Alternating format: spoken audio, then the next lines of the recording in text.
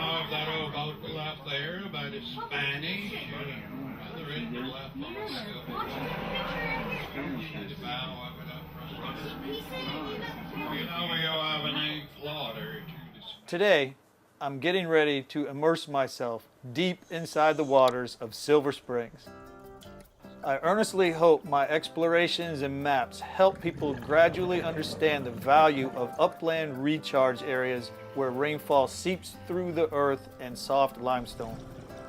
My point is to graphically alert others to the extensive underground journeys in which this water can flow for miles before it emerges as a spring.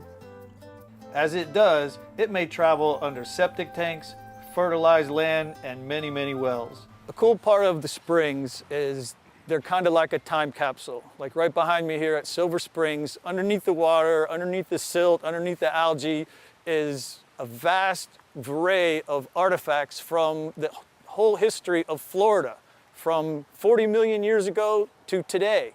All the things that went in the water and were created in the geology. This is a mastodon tooth.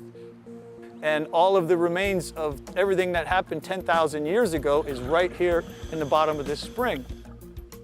Another part of Silver Springs is the tourists and people who come here and they walk out and they look at this river. They think this is the beginning of the river.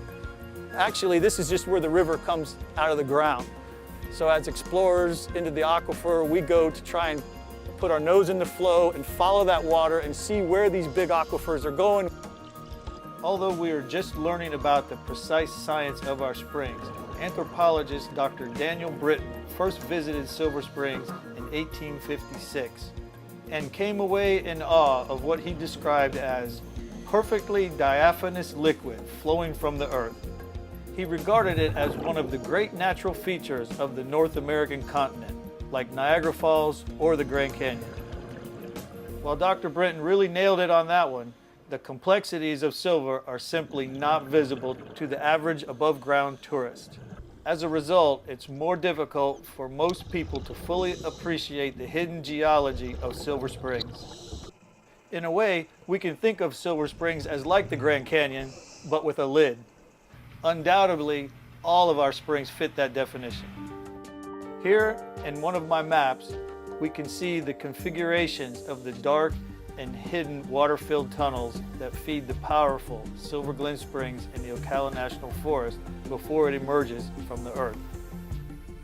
Regardless of their size, our springs spend an essential portion of their existence meandering through the darkness of the limestone.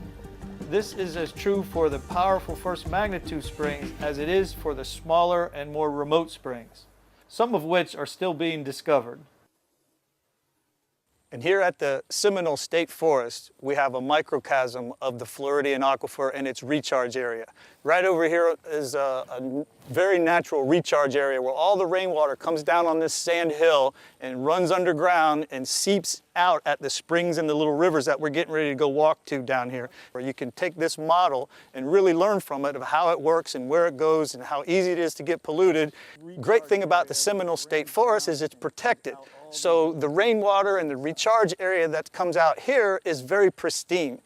So as we go and look at these springs out here, it's beautiful, pristine water, unpolluted.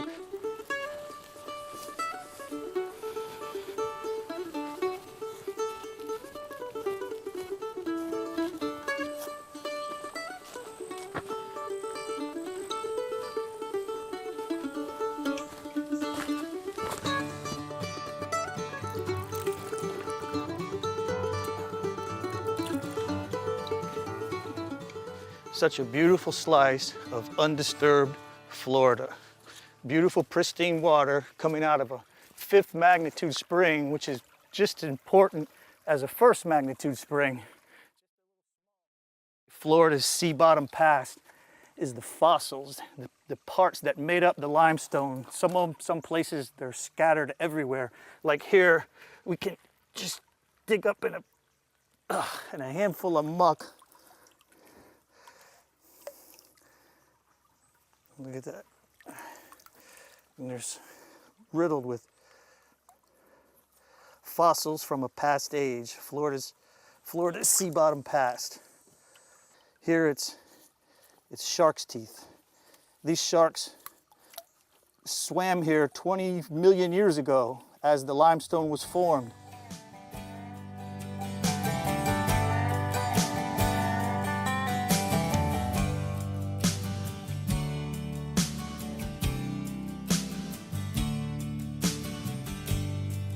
So here at another remote part of Florida, Boulder Spring, deep within the Seminole State Forest, miles from anything, it's a really good spot to see the gravitational flow of the water coming right out of the side of the hill. And it's seeking its path of least resistance, coming right out of the side of the hill, flowing down this little spring run, intersecting with numerous creeks and Blackwater creeks and Wekiva River, and finally working its way to the St. Johns and all the way out to the estuaries into the Atlantic Ocean.